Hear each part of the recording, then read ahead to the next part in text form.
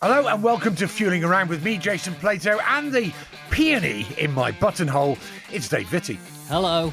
Fueling Around is powered by AdrianFlux. As the UK's largest specialist insurance broker, AdrianFlux will tailor a quote to your exact needs and help save you money on your car, your bike, or even your home insurance. Now then, Dave. How are you? I'm all right. How are you? I'm very good, thank you. Go on, get it out of the way. Go on, mention the fact that I've got a smart shirt on this time because last time you said that I looked like a Norwegian fisherman in my heavy knit jumper. Well, do you know, it looks like a date shirt. Like it's going out on a date, because you never wear a posh shirt. Well, no, do you see, the thing is, though, that sometimes the way that I look at it is that you have to dress for the occasion, right? And so what I thought is, because of what we're doing today and the gentleman that we are talking to, you know, this gentleman is the entertainment equivalent of fine dining. And as such, sometimes you have to wear a collar. Oh, but yes, and thanks, because now you've made me feel great. Anyway, look, let's get on to who our guest is today. Now, he's probably best described as being an entertainment powerhouse. He's an actor, a comedian, a singer, a TV presenter. He's basically one of those bloody annoying people that can do everything great. Yeah. It is, of course, the one and only Mr. Brian Conley. Brian, how are you? Was that good enough intro? I like that. I quite like that. I mean, you could have gone humble, shy, modest, tough, dead, resourceful, at the peak of his physical fitness and mental alertness, handsome, debonair. But I'm quite happy with that. And at least you got your name right. It didn't say Bradley Walsh. Exactly. So, or Bradley Conley or anything like that. Oh, which don't. Or Billy Conley. Billy Conley. You know, but, all of those. But listen, it's great to have you here, Brian. Thank you very much for joining us. It's very nice. I love listening to the show. I love cars, and I think you two are very knowledgeable, and it's just wonderful to be asked to do it. Although I did get my management to ring you, and I'm very glad that you accepted, and I'm very happy to be sitting here in my lounge. Well, listen, we're glad that you're here. Obviously, look at that for a lounge, by the way. Can we just have another little pan? Look at that. I mean, somebody's doing well, aren't they? I'll tell you what, stick to comedy, lads. Forget those cars. Just learn jokes. Learn jokes. So talking of which, Mr. Conley, you're a busy man because you are currently on tour. This is your third farewell tour. Am I right? It is. That's what it's called, the third farewell tour to date. And we're having a lot of fun out on the road, doing what I do best, because I do get withdrawal symptoms. And I'm sure we'll talk about it. But, of course, I was in EastEnders for the last 3 years. Got up to Christmas, done pantomime, and now I'm finishing EastEnders, and now I'm out and about. I mean, it's not a full-on tour. It's just, you know, cherry-picking all the nice weekend dates. You don't want to be in a theatre on a Tuesday. No. You know, you've got to be there on a Saturday, Friday, Saturday, Sunday. So I'm doing that, and what I'm very excited about, and, you know, a little insight, obviously, the pundits don't know this, but my daughter's part of the show as well. Oh, is she? She's 22 and she does stand up and she does sing. And a couple of months before we started the tour, I managed to find a video just popped up. I wasn't looking for it, of me and Lucy in the lounge singing Somewhere Beyond the Seas, somewhere. And she's stumbling through it. She's 2 years old. So I show them a bit of that because I've got a big screen on stage. And they don't expect anything. And then I start singing it for real. And then Lucy walks on and it gets the biggest reaction ever. Not huge applause. It's just like, they just melt. So, and then we do a bit together and then it's just a lovely evening. And I use a big video screen and it ticks all the boxes where I talk about what I've done and who I've met and the shows I've done. And really for me, it's a vocation. I just love being out there. And my favourite bit of the show is right at the beginning, I tell them that, you know, you lot have got to ask me a question in about 2 hours' time. Yeah. And so as we're winding down, I get them to ask me questions.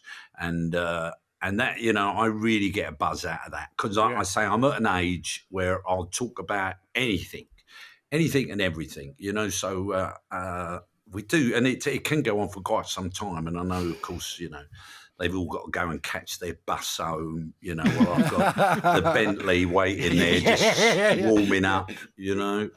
Hey, Brian, tell us about this this night at the Palladium you've got coming up with Bradley Walsh, you mentioned earlier, yourself, Shane Ritchie, and the Squeaky Man, Joe Pasquale. What's all that about? Well, it's been on the back burner for, I can't tell you how long. Decades, probably, you know? no?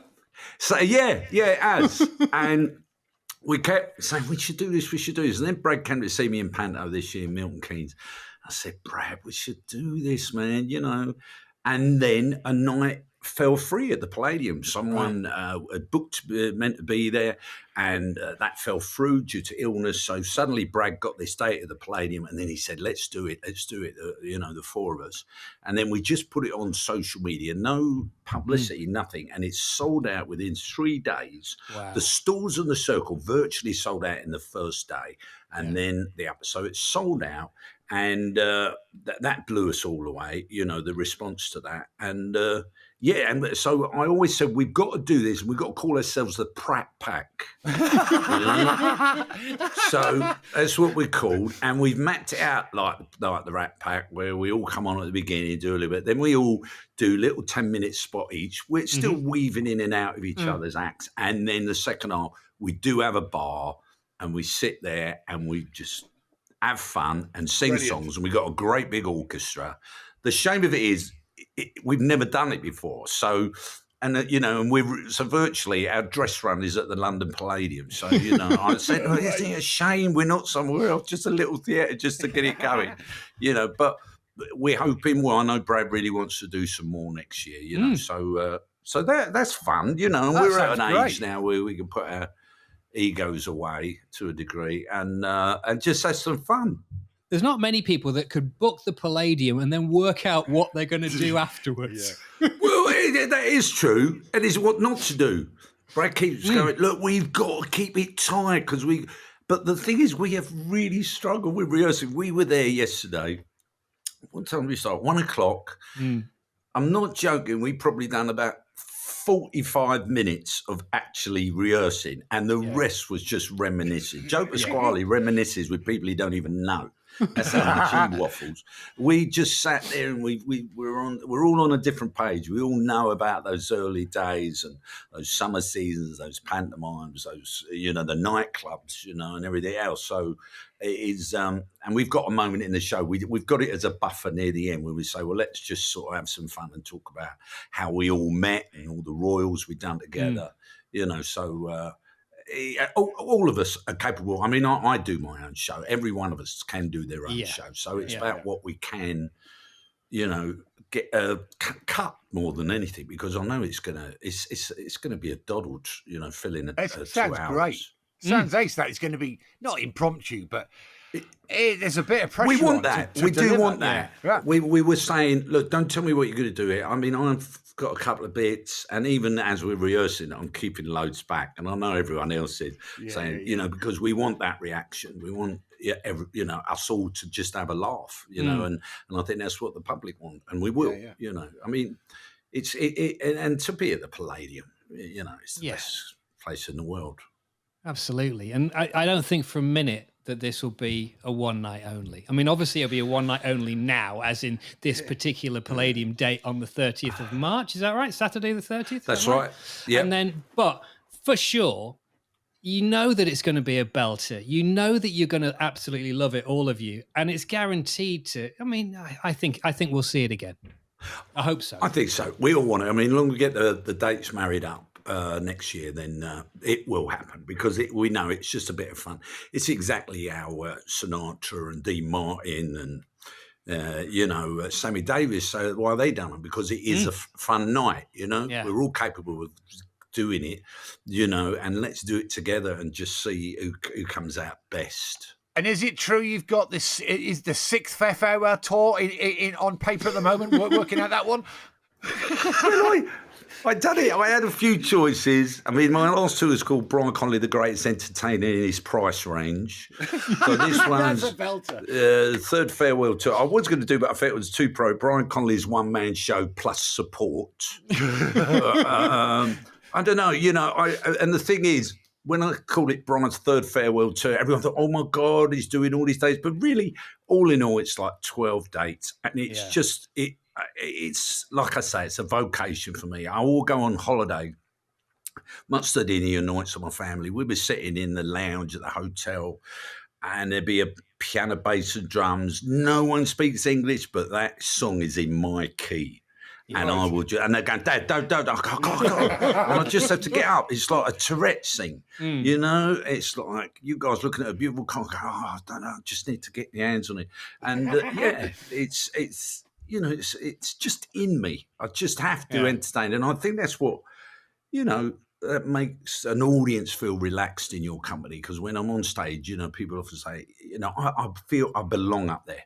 I'm no good in the real world. I'm useless in the real world. But you stick me on stage, and I know how to sort of take them to another level. Now then, Brian, on to cars of sorts. Yes. Although it's still in the world of entertainment. And actually, we've got something in common with this particular car, because I drove it about 8 years ago at a racetrack. But you got, you know, it was your wedding car, and the car was? Chitty, chitty, bang, bang. Yeah. How good is that?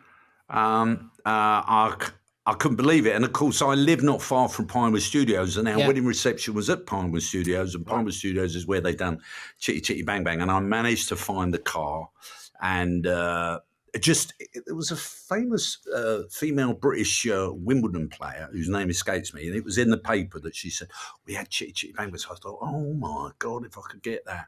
Yeah. And yes, we did get it. And I said to the guy, I said, well, what happens if it rains? He said, don't worry, I've got an umbrella. So that was the worry. Then we get in the car, the photos are lovely. I know that during the wedding video, we've got to play Chitty Chitty Bang Bang, the music. Yeah. So, but we've only, you know, we've not got a big film crew. We've only got me and the video recorder. So we get in the car and we're waving to everyone. Oh, and I know in my head, I'm singing, oh, you pretty Chitty Bang Bang, Chitty Chitty Bang Bang. As we go out and go up the road, about 100 yards, I go, tell the guy, stop. Then the guy in the video, with the video, he had to get in his car, drive round us, drive 200 yards up the road, give us a thumbs up, and we carry on driving. We drive a bit further then, because I know we need all this driving to fill in all the music for the song. So then we go, stop. Then he has to go round, and my wife is getting so annoyed at this. What do we do? I said, we need it for the music to fit in. We can't get enough music. So that was it. That was my moment. And we had Chitty Chitty Bang Bang, and it was, it is the highlight of our wedding video. It's an amazing thing, isn't it? And it's massive, isn't it? You don't realise it in the flesh. God, it's enormous, that thing.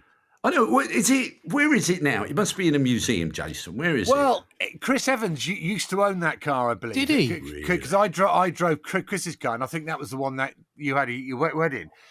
He's got rid of it now, so I don't know where it's gone. I think it might be in a museum. Maybe Bewley or...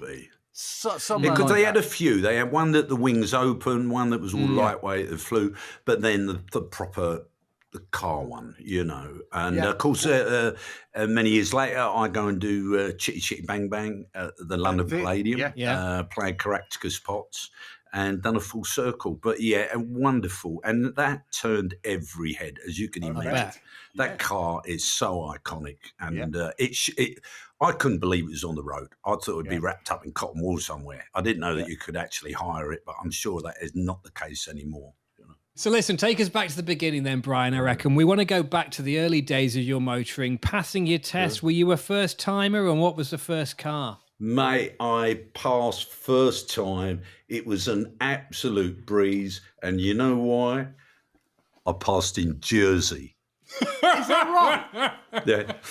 I was doing summer season in Jersey, and I'm 62, so I was 21, and you're going to have to work that out. You have to get your line producer to work that out. That many years ago it was.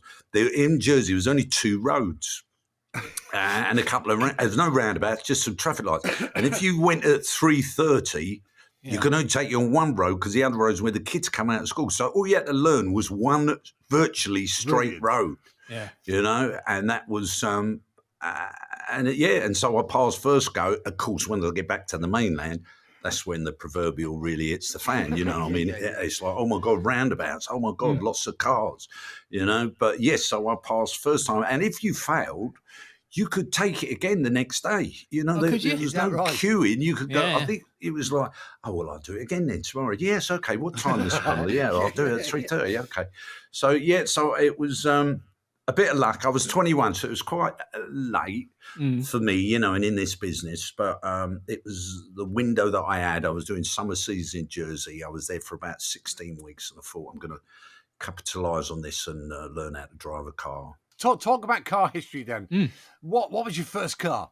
It was a Citroen. A Citroen, I don't know what it was. I don't know. It was brown, and my mates all called it the Turdmobile. But it was like a classic, sort of looked like one of those French, not the ones like the corrugated pram turned upside down. Like not TCV. A DS. Was it a DS? Yeah, I'd DS? have to see a picture. It was brown. It was horrible. And look, I'm lucky now. What do I drive now? I drive a Mercedes 350 GLE, and it's all a bit pimped up. It looks the biz, it really does.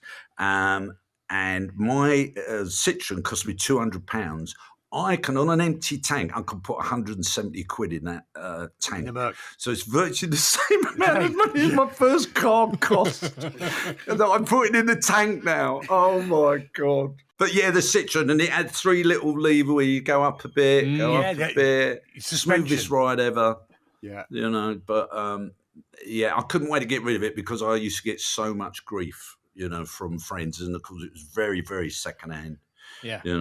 I'd love one of those now. I mean, they're really sought after, those really old DS style. Yeah. We talk about those a lot, actually, don't we? I mean, there's been a few people on here recently, and we've talked about, because they're probably the most French-looking car in the world, aren't they? At the risk of stating the bleeding obvious, but they are the most French thing ever, aren't they? Those DSs. Yeah.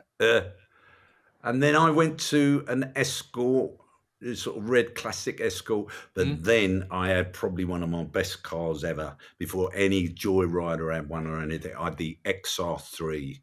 Did you? Oh, mate, like a metallic-y blue with the ironing board on the back. Yeah. And I'm sure you can fill me in on this, Chase, that if I'd done a lot of miles in it, say, I don't know, 50 miles, doing 50 miles, then I would go to the garage, go to fill it up. As soon as I turned it off, it would go dead. So as soon as I turned it back on, because it like overheated, everything would go off. Not one thing. And then I'd have to wait for the car to cool down completely, then it would all start up. So I had to do this thing where if I was going a long miles, I'd have to keep it ticking over while I was filling it up. Because if I turned it off, everything would go off. But yeah, I loved my XR3, my cassette recorder, level 42, whack up the bass, yeah. You had to have level 40 because of that bass. But yeah, my XR3, I mean, look at this glow I have now. Exactly. What came after the XR3? Then I had a Mercedes 190. Oh, and it was the first car I had with electric windows. That was the biz. My dad was like so chuffed. My dad's, he's not here now, God bless. But Dad was a cabbie. Oh, right. My dad was a black cabbie.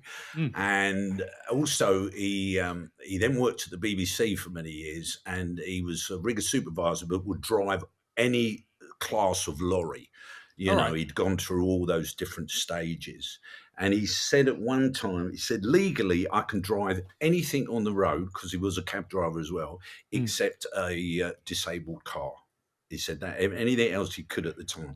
He loved his cars. He would, an amazing driver. And he used to just blow me the way he used to reverse into a little gap, like, and of course the whole thing with lorries, having to turn it one way to go the other way. Yeah. But he loved the little Merc. That was the first time, the kid's done good. Were you driving yourself around at this point then, Brian? Are you sort of, when you're doing, are you doing stand-up? Yeah, I always drive. I guess you're going to different places all around the country and you're driving yourself. Was there an element of, I guess, sort of showing where you were with your peers by what you drove? Yeah, was there a bit of that? If you were doing the nightclubs, things like that, you had to have a nice car. It was all part of the... Where you were in the whole ladder, aren't you? Yeah. So if you're pulling up at nightclubs... and all that, it was very much a status symbol as to where you were and how well you were doing within the business, defined by the car you were in, even if you had a driver or things like that, or a personal plate, So those things were always part of the game. So yes, it was always a thing to, you'd have the new Merc, and then I think I went BMWs for a little while, 350. I had a Mazda, Right. a real sporty little Mazda thing. I think we need to reverse slightly and talk to Mr. Conley about private plates, because he did mention them there, and we were talking about status symbols and cars and whatnot. Before we go there, I've got to show you my pride and joy. Right. And this is mine. Oh, it's a bubble car. It's a Messerschmitt. Oh, wow. Yeah. It's absolute mint. Mint. Wow. Oh, my God. Look at it. Beautiful. Do you know what? I ever since I saw, do you remember that great Peter Sellers film called The Party? Yeah.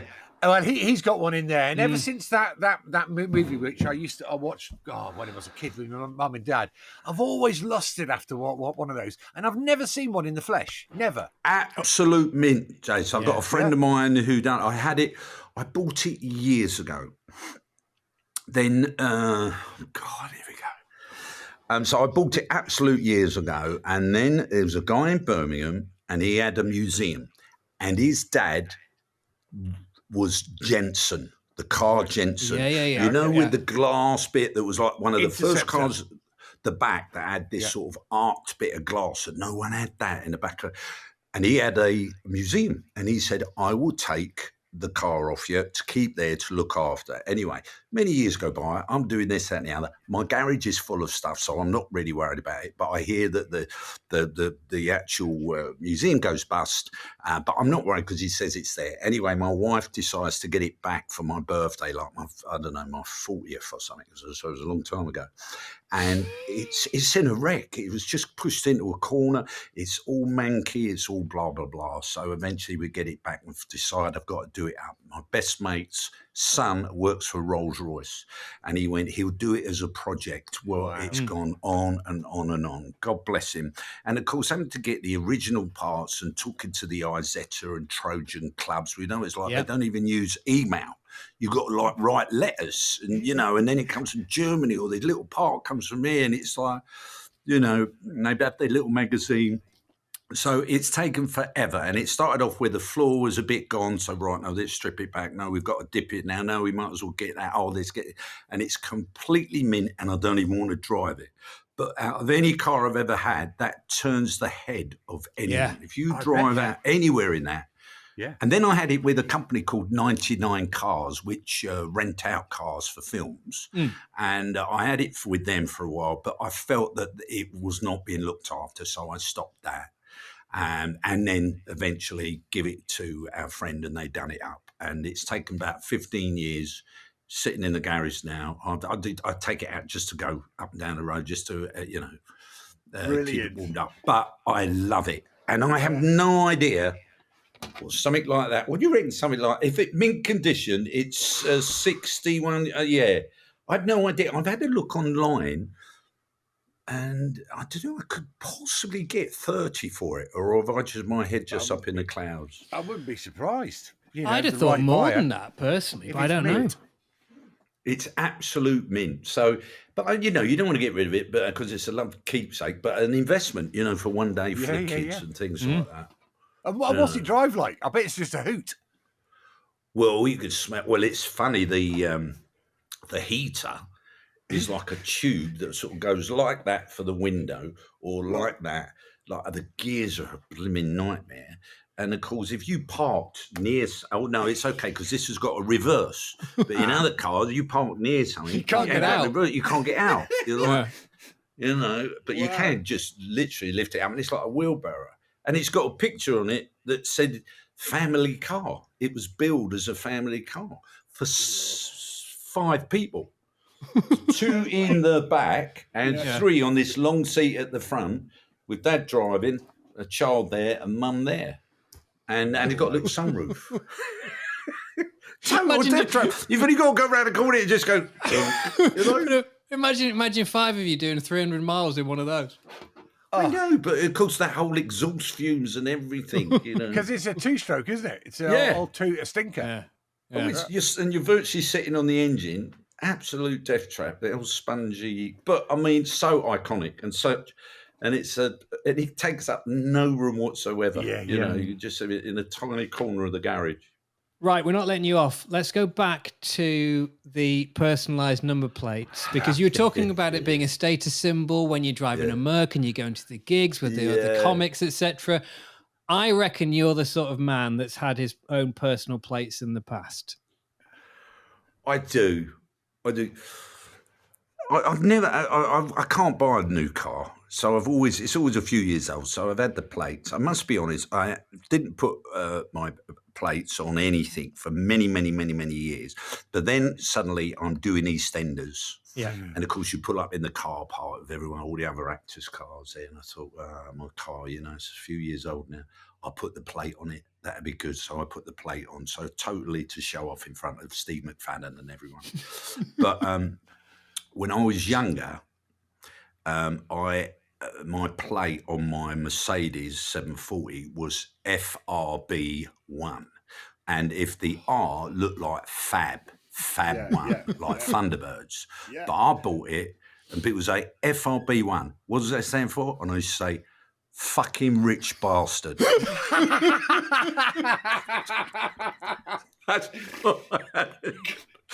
So I had done it as a joke. I've done it, everyone knew. You still got the fucking rich bastard? Yeah, I've got it on the car. So anyway, the papers now have heard a whisper that this is what he's got on his car. You know, he's showing off and all that game. So my dad said, Brian, you've got to get rid of that, you know, because it's bad. He said, but I found out that Frank Bruno's middle name is Roy. And he contacted Frank, and Frank bought it, and to this day Frank's got it. And whenever I see Frank Bruno, I say, "You still got my number plate?" I never told him that I had it for Frank fucking Rich Bastard, but he's got it for Frank Roy Bruno. Brian, you were talking before about the EastEnders car park. I can imagine it's a bit like a Premier footballer's car park where you've just got all in your bit like, there's Phil Mitchell's car and there's Ian Beale's car and there's all these different things. Is it like that when you drive in with all these stars from yesteryear? Yeah. Steve always used motorbike. Oh, did he? He's always got a motorbike. He's always on a motorbike. Virtually like a little Lamborghini thing, you know, because he don't live too far away. He always cannot get around that he gets recognised on the bike. So he's got all his levers on, all the, you know, the high vis, and really he'll pull up the lights. People go, Steve McFadden, Phil Mitchell. And really all they see is that, you know, they can spot him like just with his eyes. But all the cars are there. And then, of course, you go onto the lot, which is the square. And then they've got all these cars that just sit there all the time. You know, and they sort of jig them about. There's a specific guy there called, Leah, so his name escapes me, I'm sorry, but he sort of takes care of all the cars, and then, you know, milk floats and cabs and everything else. They have a huge fleet, and then round the back they've also got all the police cars and ambulances. But yeah, there's a lot of cars there. And is it a full-size set? Because years ago I was up in Manchester-ish and went on Coronation Street, and their street is like 3/4 size. Yeah. It's very strange. Yes. Is it like that? Or not? It was, but about 2 years ago, it took them 8 years, but they rebuilt it. They rebuilt a complete set. The actual original set has now been locked down, and the new square is sort of, I don't know, a quarter of a mile away, you know, and they rebuilt it, and also they put in electric points and things like that, but it's all real. And it is wide enough now, because that was an issue that they did struggle with getting two cars around the square, you know, once other cars are parked up, you know, so that was made bigger, but it is iconic when you're there. And of course, you know, you're in the Vic, and even, I mean, I was there 2.5 years, but, you know, even right at the end, you know, you're saying again, oh, God, I'm here with Kathy Bill and, you know, Phil Mitchell in the Vic. And I ended up marrying Kathy Bill. I ended up, you know, and Gillian Talforth is the nicest actress I've ever worked with. And I've told her that so many times. And it really is like a speeding train. When you get on that, it's like a roller coaster ride, you know, because you know, you're always fighting against the clock. We're doing 4 episodes a week, every week. Yeah. That is a lot of content. So, you've got to be on your game, and even the admin side of knowing when you're going in and what you should be learning, and the new stuff that's coming up, and where you should be within your own sort of learning process, because that's the thing, you are learning all the time, and you'll come home, there's always homework. And it amazes me, some of the actors on there that just sort of look at it and go, yep, and I'm going, bang, they've got it. And is it expected that you should have it in your head and be on point within one or two takes? Well, yeah, no, you should be on point first take. You'll get 3 goes at it, possibly. The directors will never move away if they're not happy with us, if they're not touched it, and but yeah, you've got to hit the floor running. Everyone messes up. We all mess up. We've all got. It's not as though it's a play and you've had weeks to rehearse it, weeks to block it all out. You know that whatever you're doing, it's the first time you've ever done it. And that can pile on the pressure. But I did say to Natalie Cassidy once, I said, "Oh my God, this is right early days. How do you do this?" She said, "Oh, it gets easier, Brian. That short-term memory is like a muscle, and the more you do it." And I would say it took me 2 years to get to that point.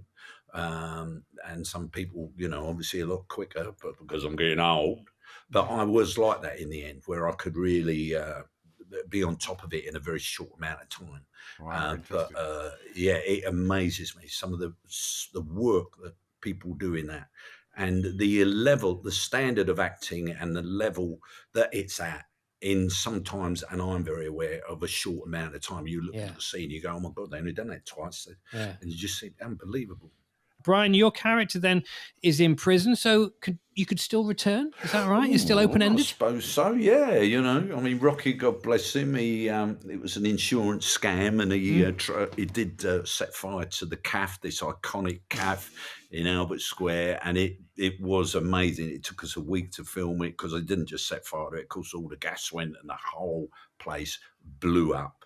Someone ran in, because I thought someone was in there. Then my character's, oh my God, someone's in there, and it's all my fault, but I hadn't told her. So I ran in, fire engines. It was amazing. But anyway, Rocky done it for arson, and of course, eventually he was shot, and it was a big farewell at Christmas, which I really enjoyed. The whole thing of being, in prison is.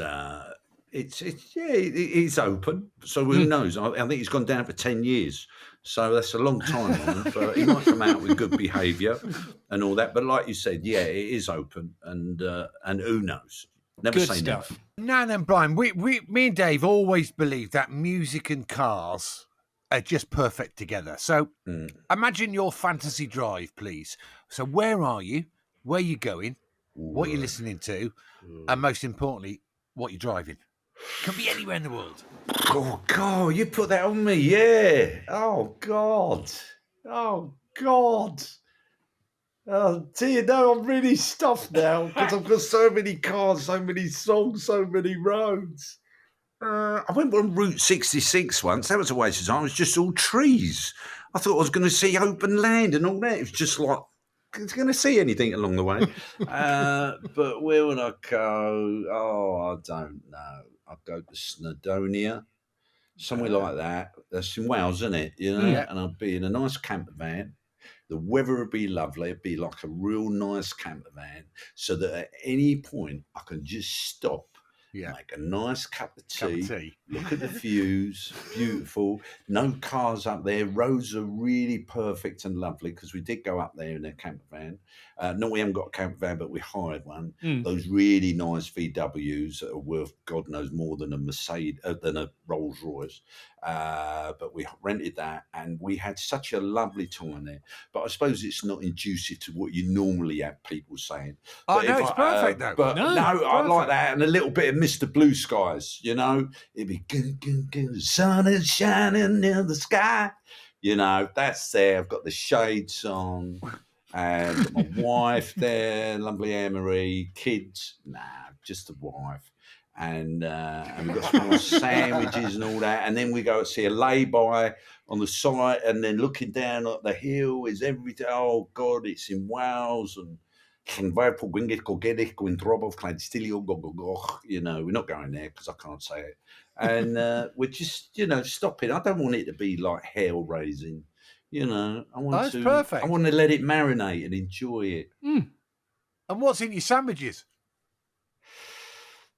I think chicken coronation. Oh, what a classic. You know, I'm in the Snowdome here, camper van with the wife, chicken coronation, which are listening to ELO, Mr. Blue Skies. I mean, it's almost perfect, isn't it, Jason? And I think on that note of just visual and scenic perfection, I think you need to take us out.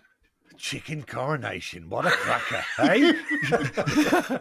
Well, sadly, that's it for this week's Fueling Around, powered by Adrian Flux.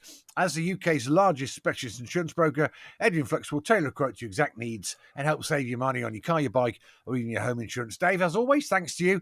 But a huge thanks to our special guest this week, the one and only Mr. Brian Conley. God bless you guys. I'll keep listening. I love the show, and thanks for having me on. I really appreciate it. Brian, thank you. It's been a pleasure. You can see Brian on his third farewell tour in Coventry, Birmingham, Bromley, Milton Keynes and Salford, and of course the Palladium show on the 30th of the month with Bradley Walsh, Shane Ritchie and Joe Pasquale. Google it for details, even though they're all sold out. Don't forget, you can get in touch with us on Twitter at Jason Plato, at David Vitty, and if you've liked what you've heard, feel free to give us a 5-star rating, press the follow button and share on all your socials. Thanks for listening, guys, and we'll see you next week. I'm off to the kitchen. Chicken coronation awaits.